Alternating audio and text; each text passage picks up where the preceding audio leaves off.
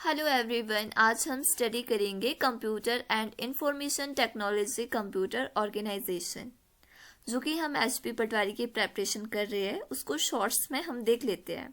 तो सबसे पहले देखते हैं fundamentals of computer. What is computer? Computer क्या होता है? A computer is an electronic machine that takes input, processes it and gives output. जो कंप्यूटर होता है वो एक इलेक्ट्रॉनिक मशीन है जो कि आपको इनपुट प्रोसेस करता है और आउटपुट देता है। तो आईपीयू साइकिल कैसे होता है? पहले हम कुछ आपको इनपुट देते हैं कंप्यूटर को, फिर वो प्रोसेस करता है, फिर आपको उसका आउटपुट देता है, रिजल्ट देता है। फिर उसके बाद देखते हैं हम components of computer. Input devices में क्या क्या आते हैं? Keyboard, mouse, scanner. जिससे कि हम इनपुट डिवाइसेस वो होते हैं जैसे कि हम कंप्यूटर को इनपुट देते हैं। जैसे कि इनपुट देते हैं कीबोर्ड से हम टाइप करते हैं। माउस जो होता है हमारा, माउस से भी हम ड्रैग करते हैं। स्कैनर से भी हम स्कैन की कमांड देते हैं। और आउटपुट डिवाइस में आते हैं monitor, printer and speaker.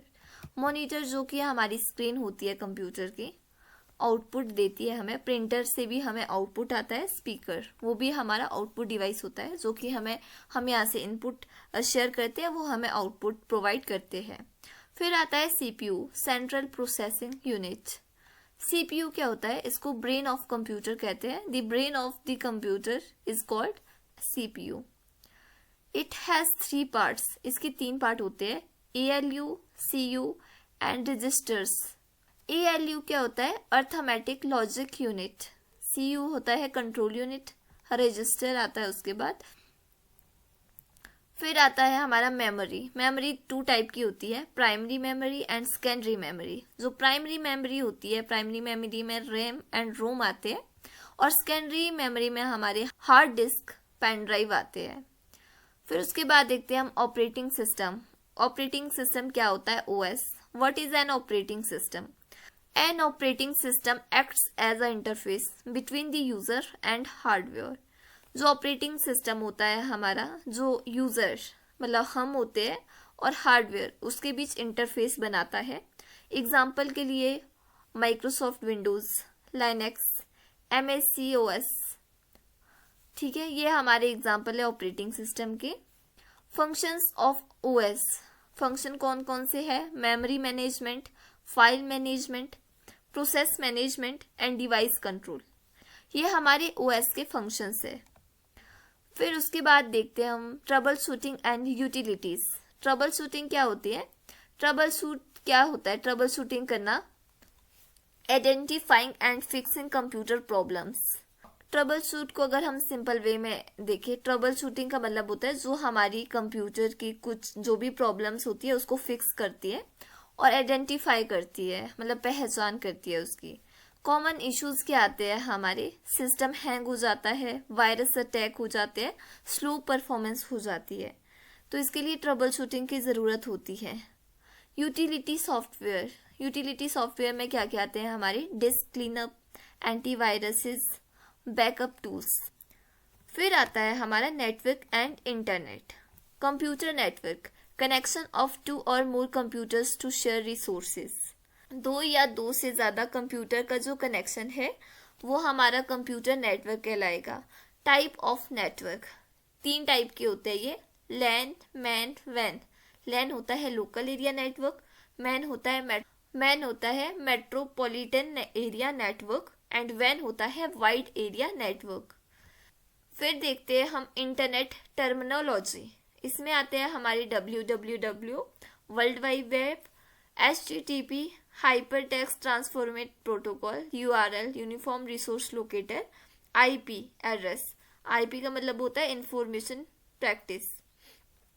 Web browser आता है जिसमें कि क्रोम और एज ये आते हैं। साइबर थ्रेट्स में क्या क्या आता है? वायरस आते हैं, मालवेयर्स आते हैं, फिशिंग आता है, हैकिंग आते हैं।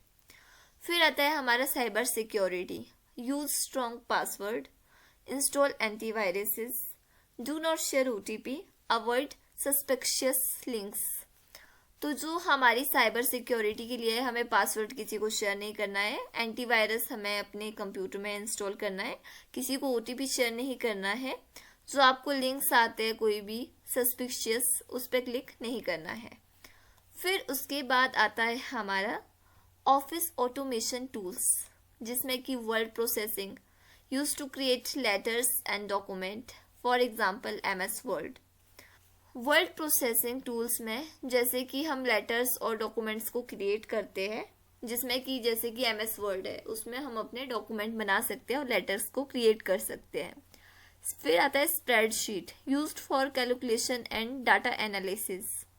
जो स्प्रेडशीट होती है वो कैलकुलेशन में काम करती है और डाटा को एनालिस करती है। एग्जाम्पल के लिए MS एक्सेल।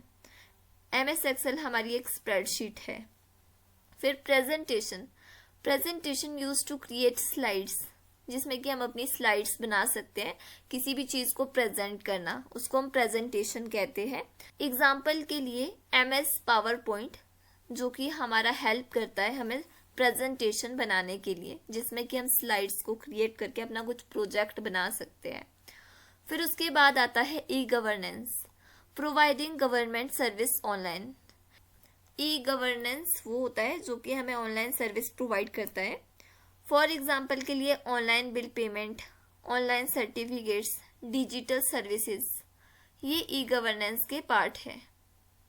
फिर उसके बाद आता है हमारा MIS, management information system, collects data, analyse information, helps in decision making.